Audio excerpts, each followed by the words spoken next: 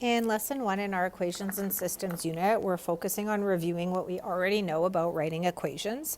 We've worked with finding slope, using points, and all the different forms to write a linear function. So this should really just mostly be review. So just a reminder that slope is the steepness of a line. It's rise over run, or we have a slope formula that we used in our previous unit that will apply again in this unit. We also talked about parallel lines in the past. Parallel lines are lines or line segments that do not intersect. The one thing we have to remember about parallel lines is that they have the same slope. Okay. Perpendicular lines are lines or line segments that intersect at a right angle, so a 90-degree angle. And the thing that we need to remember about perpendicular lines is that their slopes are negative reciprocals of each other. So what that means is that they're opposite signs and they're flipped fractions. Okay. We have all of our different forms that we learned for writing a function. So we have slope-intercept form, slope-point form, standard form, and general form. And we're going to review all of these in this lesson. All right, so let's look at example 1a. We want to write an equation of a line that is parallel to y equals negative 3x plus 4. So parallel to this line. So the first thing we're going to do is we're going to find the slope of this line. So remember, y equals mx plus b is the form that we see here. So if we think of y equals mx plus b, the number in front of the x is going to be our slope. So in this case, the slope is negative 3. We want to use the parallel slope. So if the slope of this line is negative 3, we need to think of what the parallel slope would be. This is the notation we use for parallel slope. And remember, lines that are parallel have the same slope. So that means that we are still going to be using negative 3 for our slope. Also notice that this says write an equation because there are multiple answers that are possible here. All we need to do is write an equation of any line as long as the slope is still negative 3. So for example, I could write negative 3x plus 1. Okay, this number here can be anything. So that's why this is just one sample of an equation, but what is important is that the negative 3x stays the same. All right, let's look at B. Write an equation, so again, more than one option, of a line that is perpendicular to y equals negative 3x plus 4. So again, we already know the slope of this line is negative 3. It's the same as a. But what we now need to use in our new equation is the perpendicular slope. And this is the notation we use for perpendicular. It's just showing a 90-degree angle. Remember, perpendicular slopes are negative reciprocals. So we're going to change the sign. So since our original slope is negative, our new slope will be positive. And we're just going to reciprocate the fraction. So remember, 3 is the same as 3 over 1. So we're going to flip it to 1/3. Okay, so again,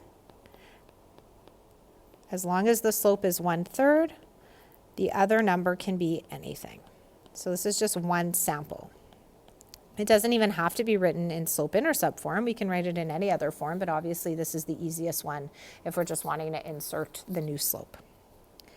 All right, let's look at example 2. Write the equation of a line in slope-intercept form that has a slope of 5 over 4 and a point at negative 3, 1.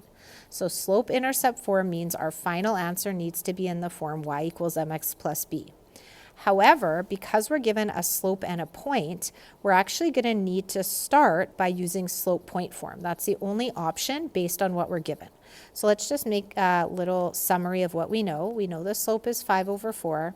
And we know we have a point at negative 3, 1. So as soon as we see that we just have a slope and a point, we have no choice but to start with point slope form. So just because a question is asking for it to be in a certain form doesn't necessarily mean that that's going to be your starting point. So what we're going to do now is we're going to start plugging in our numbers. Remember that the point can be broken down to x1 and y1. So we're going to start with y minus y1. So this will be y minus 1. Equals our slope, which is 5 over 4, times x minus x1. So since our x value is negative 3, when we plug it in here, it becomes plus 3. This should be, again, review from our coordinate geometry unit. So if you're not really feeling super confident, you're going to need to spend some time going back and reviewing some of that. All right, so now we have our answer in slope point form. And if this just said, write an equation, and it didn't specify, we could stop here. However, we are going to need to rearrange it to y equals mx plus b. So the first thing we're going to do is we're going to get rid of the fraction by taking the 4 and moving it up to multiply. Now remember, when we multiply it on the other side, we're going to need to put the y minus 1 in a bracket because the 4 has to get multiplied by everything. Okay? I'm just going to move over to the side now so I have a little bit more room here. We're going to get rid of the brackets, so we're going to multiply the 4 in on the left, we're going to multiply the 5 in on the right. So we end up with 4y minus 4 equals 5x plus 15. Now we're just rearranging it. We want to get y by itself, so we're going to add 4 to both sides. 4y equals 5x plus 19. We're not done yet because y is still not isolated. We need to divide everything by 4. So y is 5x over 4 plus 19 over 4. You could also write 5x over 4 as 5 over 4 times x. I just prefer to put the top number of the fraction with the x. All right, example 3. Write the equation of a line that is parallel to y equals 1/2 x minus 3. As soon as I see that, I look for the slope in the line I'm given, which is 1/2. And then I ask myself, if it's parallel, what's the slope I want to use in the new equation? Since parallel lines have the same slope, I'm going to be using the 1/2 in my equation. We also have the point -4, 5, and we want our answer in slope-intercept form. So this is going to be exactly like what we just did in example 2. We can't start with slope-intercept form because we're not given an intercept. We have to start with slope-point form. So at this point, I'm going to get you to pause the video, and I'm going to get you to try using the slope of 1/2 and the point of -4, 5, start in point slope form, plug it in, and rearrange to slope-intercept. So we're going to end up with y minus 5 equals 1/2 times x plus 4 based on plugging in the slope and the point. We're going to again need to get rid of the fraction. So when we move the 2 over to multiply, we need to make sure that we have the y minus 5 in a bracket. We're going to distribute to get rid of the brackets on both sides. And now we're ready to just start getting y by itself. So we're going to add 10 to both sides. So we end up with y equals x plus 14. Sorry, 2y equals x plus 14. We're going to divide everything by 2. So y equals 1/2 x, or x over 2, plus 7.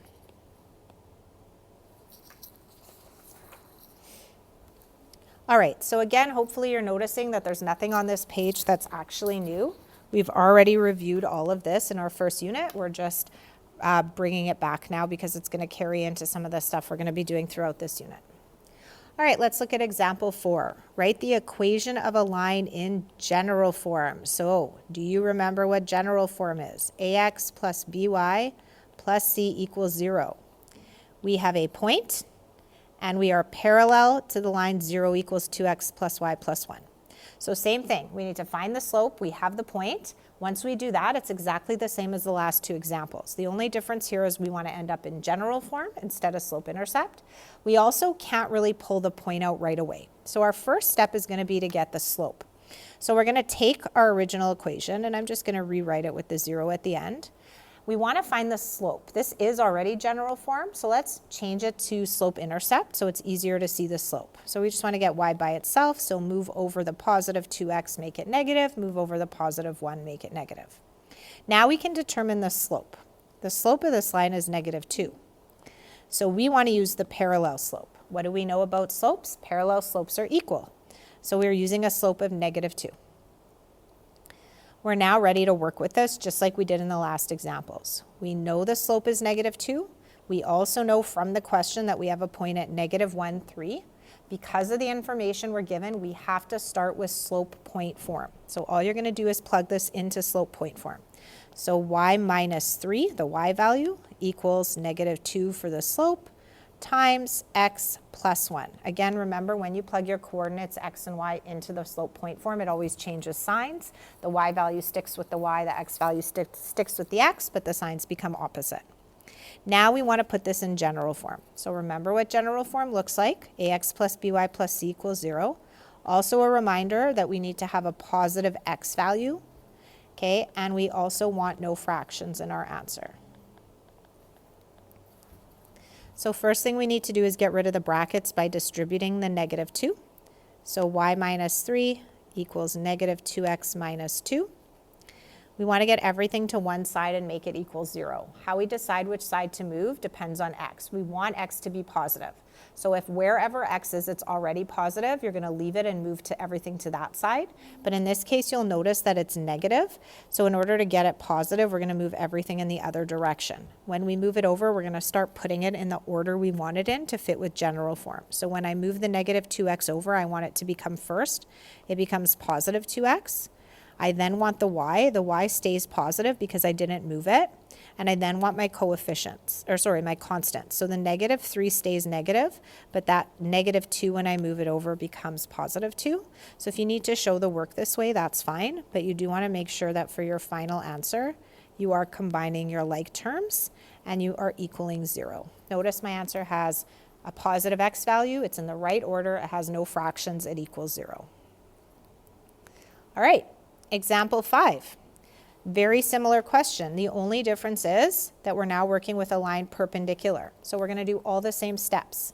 Take the equation and rework it into y equals mx plus b so we can determine the slope. So negative 4x plus 3y equals 1. We're going to move the 4x over, it will become positive. And we're going to divide everything by 3.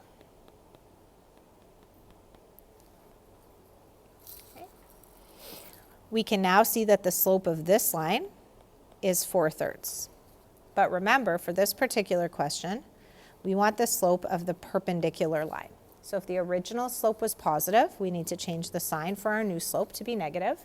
If the original slope was 4/3, we need to reciprocate that to get 3/4. So we will be using this slope. Also note, we will be using the point from the question at 8,1. So this is the information we're going to use moving forward. At this point, we are going to plug it into point slope form because that's all we know. So y minus 1 equals negative 3/4 x minus 8.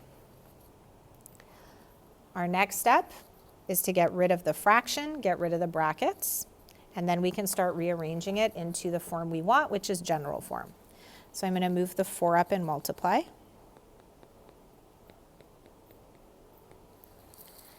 My next step now is going to be to distribute the brackets, to get rid of the brackets. So we're going to distribute the 4. We get 4y minus 4. We're going to distribute the negative 3. We get negative 3x plus 24. Watch those signs there. Now we want to get it into general form, so we're going to move everything over. We need to decide which order to move it in to get the x positive. So since the x is negative, we're going to move everything over. I want the x to go first. It's now positive. The y to go next. It stays the same. The negative 4 stays. The negative 24 is what moved over. And then again, our final step is to clean that up. You might not need to show all of these steps. A lot of that algebra and arithmetic, you can probably do it in your head. All right, let's try a few more examples. Example 6, write an equation that goes through the points 4, -1, and -2, 2 in slope-intercept form. So I want my final answer to be y equals mx plus b. Remember, that doesn't necessarily mean that I'm starting that way. The problem that we have here is that we don't have an equation to get the slope off of. But what we do have is 2 points, and we know that we can find the slope by doing y2 minus y1 over x2 minus x1. So again, you can label your points if you need to, x1, y1, x2, y2, and all we're doing for step 1 is plugging them into the formula. So m equals y2 minus y1 is 2 take away 1, over x2 minus x1 is -2 take away -4. Make sure you have that double negative there. It does change your answer. This will become 1 over -2 plus 4 is 2. So my slope is 1/2. So this is the slope that I want to use. I have to pick a point to use. Notice you can use either point as long as you're using the slope 1/2. So there's 2 possible answers for step 2.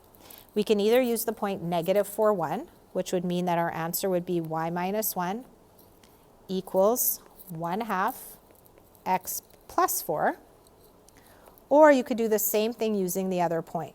Y minus 2 equals 1/2 x plus 2. Notice that the 1/2 is not different. It's just the points that we plugged in. So either of these are okay for step 2. Now we're ready to change it into the form this specific question wants, which is slope-intercept. So y equals mx plus b in this case. If it wanted a different form, we already know how to change it to general form from the previous examples. So in this case, you're going to work with whichever one you want, whichever answer you got in step 2. So you should get the same answer either way. So we're going to have to first start by getting rid of the fraction. So this is going to become 2 times y minus 1 equals 1 times x plus 4. I'm just going to work from the first one, but you'd get the same answer either way. You're going to distribute to get rid of the brackets. So 2y minus 2 equals x plus 4. And now we just want to isolate y. So we're going to add 2 to both sides. So 2y equals x plus 6. And finally, we're going to divide everything by 2.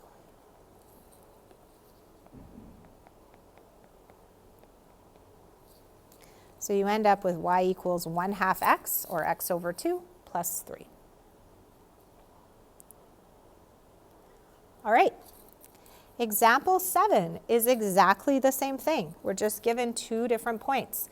Everything else about the question is the same. You'll just notice that the work section is not broken up into the 3 steps. So we're going to stop the video here, and I want you to take the same 3 steps as above to write an equation in slope-intercept form. Okay, so we'll take a few minutes to pause the video to do that, and then we'll check our answer with the video when we're done. The first step is to find the slope.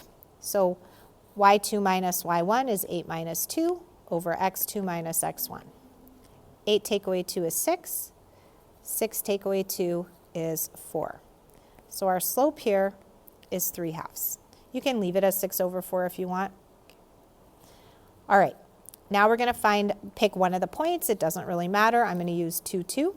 So we're going to do y minus 2 equals 3/2 x minus 2.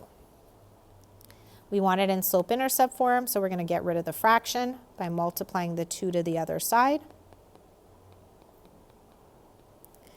And we're going to get rid of the brackets by distributing. So 2y minus 4 equals 3x minus 6.